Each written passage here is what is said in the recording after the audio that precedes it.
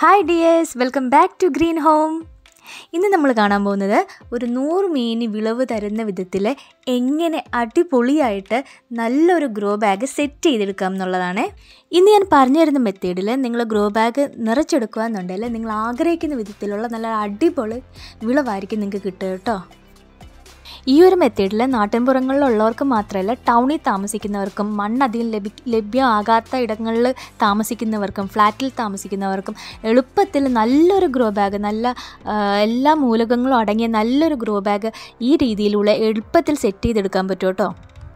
നമ്മളിന്ന് ഒരുക്കുന്ന ഗ്രോ ബാഗിൻ്റെ പ്രത്യേകത എന്താണെന്ന് വെച്ചാൽ ഇതിൽ മണ്ണ് താരതമ്യേന കുറവാണ്. അതുകൊണ്ടാണ് മണ്ണ് ലഭ്യമാകാത്ത സ്ഥലങ്ങളിലുള്ളവർക്ക് പോലും നല്ല രീതിയിൽ കൃഷി ചെയ്തെടുക്കാൻ പറ്റുമെന്ന് ഞാൻ പറഞ്ഞത്.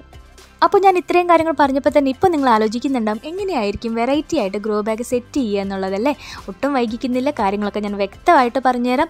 അതിന് മുന്നേറ്റൊരു കാര്യം പറഞ്ഞോട്ടെ.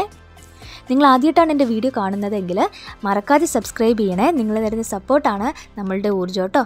അതുകൂടാതെ തൊട്ടിപ്പുറത്തൊരു ബെല്ലില്ലേ, നോട്ടിഫിക്കേഷൻ ബെല്ല്, അതും കൂടി എനേബിൾ ചെയ്യണേ. എങ്കിൽ മാത്രമാണ് ഞാൻ അടുത്ത തവണ വീഡിയോ ഇടുമ്പോൾ കറക്റ്റായിട്ട് നിങ്ങൾക്ക് നോട്ടിഫിക്കേഷൻ വരികയും വീഡിയോ ഒന്നും മിസ്സാവാതെ കാണാൻ പറ്റുകയും ചെയ്യും കേട്ടോ.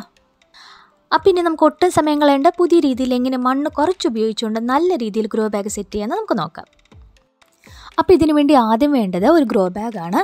പിന്നെ വേണ്ടത് നമുക്കൊരു PVC പൈപ്പാണ് കേട്ടോ. ഒരു നല്ല വായ്വട്ടമുള്ള PVC പൈപ്പാണ് നമുക്ക് ആവശ്യം. ഒരു 8 ഇഞ്ച് വായ്വട്ടമുള്ള PVC പൈപ്പ് ഉണ്ടെങ്കിൽ വളരെ നന്നായി.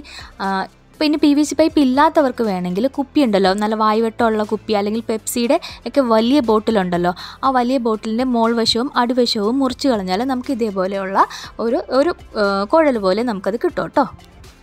ഇനി നമ്മൾ ചെയ്യേണ്ടത് ഈ ഗ്രോ ബാഗിൻ്റെ അടിവശത്ത് കുറച്ച് മണ്ണിടുക. ഞാൻ പറഞ്ഞല്ലോ, ഈ ഗ്രോ ബാഗിന് വെയിറ്റ് വളരെ കുറവാണ്. അതുകൊണ്ട് തന്നെ ഗാർഡനിലൊക്കെ കൊണ്ട് വയ്ക്കുമ്പോൾ മറിഞ്ഞ് വീണ് പോവാതിരിക്കാനായിട്ട് അടിവശത്ത് ഇങ്ങനെ ബേസായിട്ട് കുറച്ച് മണ്ണ് ഇട്ട് കൊടുക്കുക. ഇനി നമ്മൾ ചെയ്യേണ്ടത്, നമ്മളിപ്പോൾ എടുത്തു വെച്ചിരിക്കുന്ന ആ PVC പൈപ്പ് ഉണ്ടല്ലോ, അപ്പോൾ നിങ്ങളെടുത്തിരിക്കുന്നത് കുപ്പി മുറിച്ചിട്ടാണെങ്കിൽ അത് ഏതാണോ എടുത്തത് അത് കറക്റ്റ് ഈ ഗ്രോ ബാഗിൻ്റെ സെൻറ്റർ നോക്കിയിട്ട് എടുത്ത് വയ്ക്കുക. ഇനി ഇതിൻ്റെ അകത്തേക്ക് നമ്മൾ തയ്യാറാക്കി വെച്ചിരിക്കുന്ന പോട്ടിംഗ് മിക്സ്, അതായത് മണ്ണ്, മണൽ, ചാണകപ്പൊടി എന്നിവ മിക്സ് ചെയ്തിരിക്കുന്ന നല്ല പോട്ടിംഗ് മിക്സ് ഈ കുഴൽ നിറയത്തക്ക വിധത്തിൽ നിറച്ചെടുക്കുക. പോട്ടി മിക്സ് തയ്യാറാക്കുമ്പോൾ ചാണകപ്പൊടി കിട്ടാനില്ലാത്തവർ കമ്പോസ്റ്റ് ഇട്ടാലും മതി. ഇനി കമ്പോസ്റ്റ് എങ്ങനെ വീട്ടിൽ അനായാസം ചിലവില്ലാതെ തയ്യാറാക്കാം എന്നുള്ളതിൻ്റെ വീഡിയോ ഒക്കെ ഞാൻ ഇതിനു മുമ്പ് ഇട്ടിട്ടുണ്ട്. കാണാത്തവരുണ്ടെങ്കിൽ അത് കണ്ടു നോക്കുക. അങ്ങനെ ആകുമ്പോഴത്തേക്കും 1 രൂപ പോലും മുടക്കില്ലാതെ നമുക്ക് വീട്ടിൽ തന്നെ കമ്പോസ്റ്റ് ഉണ്ടാക്കാനും പറ്റും. നല്ല രീതിയിലുള്ള പോട്ടി മിക്സ് ഇതുവഴി തയ്യാറാക്കാനും പറ്റും. ഇനി കമ്പോസ്റ്റും ഇല്ല എങ്കിൽ കുറച്ച് എല്ലുപൊടിയാണെങ്കിലും ഇട്ടിട്ട് നല്ലൊരു പോട്ടി മിക്സ് തന്നെ ഇതിൽ ഉണ്ടാക്കി ഇടാനായിട്ട് ശ്രദ്ധിക്കണം കേട്ടോ. അപ്പോൾ നമ്മുടെ ഈ സ്പെഷ്യൽ ഗ്രോ ബാഗിൻ്റെ പ്രധാന താരം ഇപ്പോഴാണ് കേട്ടോ എത്തിയത്. വേറെ ഒന്നുമല്ല, ഉണക്കയിലകളാണ്. അപ്പോൾ ഇപ്പോൾ മഴയില്ലാത്ത കാലാവസ്ഥ ആയതുകൊണ്ട് തന്നെ നമ്മളുടെ വീടിന് ചുറ്റും നല്ല കരിയിലകളൊക്കെ വീഴാറുണ്ട്. അതും നന്നായിട്ട് ചൂടൊക്കെ കൊണ്ട് നന്നായിട്ട് ഉണങ്ങിയ കരിയിലകൾ തന്നെ നമുക്ക് കിട്ടാറുള്ളത്. അപ്പോൾ ആ കരിയിലകളാണ് നമുക്ക് ഇനിയിപ്പം ഈ ഗ്രോ ബാഗിൻ്റെ എല്ലാ സൈഡിലും ഇടാനുള്ളത്. അതായത് ഈ PVC പൈപ്പ് ഉണ്ടല്ലോ, അതിൻ്റെ ചുറ്റും ഈ കരിയിലകൾ കൊണ്ട് നിറയ്ക്കണം. അപ്പോൾ കരിയിലകൾ ഒന്ന് അങ്ങനെ തന്നെ ഇട്ടാലും കുഴപ്പമില്ല. അതല്ലെങ്കിൽ ഇപ്പം നല്ല ചൂട് കൊണ്ട് നല്ല പൊടിയുന്ന അവസ്ഥയിലായിരിക്കണത്. അപ്പോൾ നന്നായിട്ട് കൈകൊണ്ട് ഒന്ന് ചെറുതാക്കിയിട്ട് ഇതിൽ കുത്തി നിറച്ച് നല്ല അമർത്തി നിറച്ച് ഈ ഗ്രോ ബാഗ് ചുറ്റും PVC പൈപ്പിൻ്റെ ചുറ്റും അമർത്തി നിറച്ച് നമുക്ക് ഈ ഗ്രോ ബാഗ് എടുക്കാം. അപ്പോൾ ഈ കരിയിൽ ഇതേപോലെ നിറച്ചിടുന്നത് പോലെ തന്നെ ഈ നമ്മുടെ വാഴത്തണ്ടില്ലേ, വാഴത്തണ്ട് അല്ലെങ്കിൽ വാഴപ്പോള അല്ലെങ്കിൽ വാഴത്തട എന്നൊക്കെ പല നാട്ടിൽ പല പേര് പറയും. അതും ഇങ്ങനെ ചെറുതായിട്ട് മുറിച്ചിട്ട് ഇതേപോലെയുള്ള ഗ്രോ ബാഗ് സെറ്റ് ചെയ്തെടുക്കാൻ പറ്റുന്നതാണ് കേട്ടോ. ഇനിയിപ്പോൾ കരിയിലകളും കിട്ടില്ല, വാഴപ്പോളയും കിട്ടില്ല, അങ്ങനെയുള്ളവർക്കാണെന്നുണ്ടെങ്കിൽ പേപ്പർ കീറിയിട്ടതോ, അതായത് കുറച്ച് കരിയില എന്തായാലും ഇടണം, അതിൻ്റെ കൂടെ ഒരു ലെയറായിട്ട് പേപ്പർ കീറിയിട്ടതോ അല്ലെങ്കിൽ കാർഡ്ബോർഡ് ചെറിയ കഷ്ണങ്ങളാക്കി മുറിച്ചിട്ടതോ ആയിട്ടും ഈ രീതിയിൽ നമുക്ക് ഗ്രോ ബാഗ് സെറ്റ് ചെയ്തെടുക്കാൻ പറ്റും കേട്ടോ.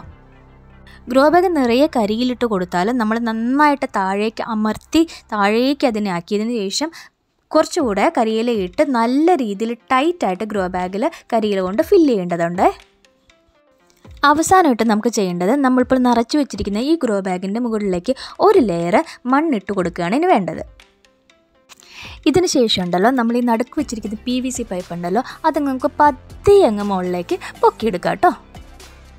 അപ്പോൾ അത് നോക്കി നമ്മുടെ അടിപൊളി ഗ്രോ ബാഗ് ഇവിടെ റെഡി ആയിട്ടുണ്ട്.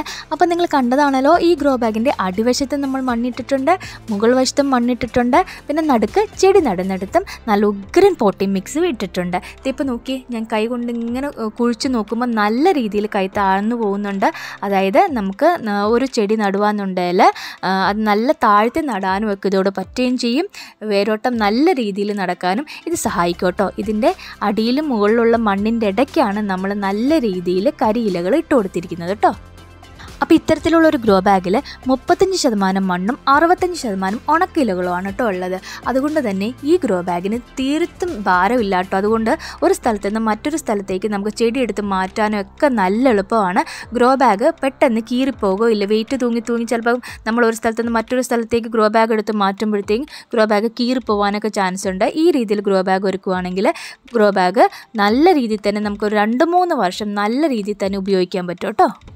അപ്പം ഞാനിവിടെ കുറച്ച് ചീര വിത്തും വഴുതന വിത്തൊക്കെ നട്ട് പാകി മുളപ്പിച്ചിട്ടുണ്ട്. നമുക്കതിൽ നിന്ന് ഒരു ചീര തൈ എടുത്തിട്ട് നട്ടു കൊടുക്കാം. അപ്പം നമ്മളിപ്പോൾ പറിച്ചെടുത്ത ചീരത്തൈ ഈ ഗ്രോ ബാഗിൻ്റെ നടുഭാഗം നോക്കിയിട്ട് ചെറിയൊരു കുഴി പോലെ എടുത്തിട്ട് നമുക്കിതിൽ നട്ടു കൊടുക്കാം കേട്ടോ.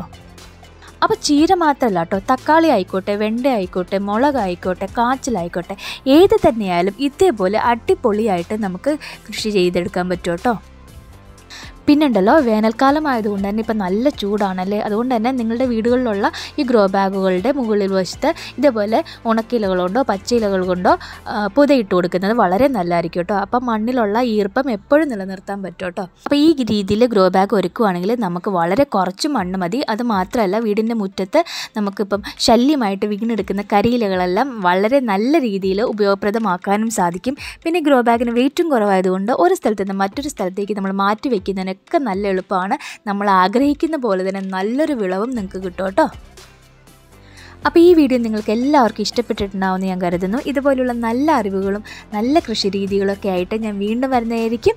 അപ്പോൾ ഒരു കാര്യം മറക്കല്ലേ, സബ്സ്ക്രൈബ് ചെയ്യാത്തവരൊക്കെ നമ്മളൊന്ന് സബ്സ്ക്രൈബ് ചെയ്ത് സപ്പോർട്ട് ചെയ്യണേ. അപ്പോൾ അടുത്ത വീഡിയോയിൽ കാണുന്നവരേക്കും ബൈ ഫ്രം റീന.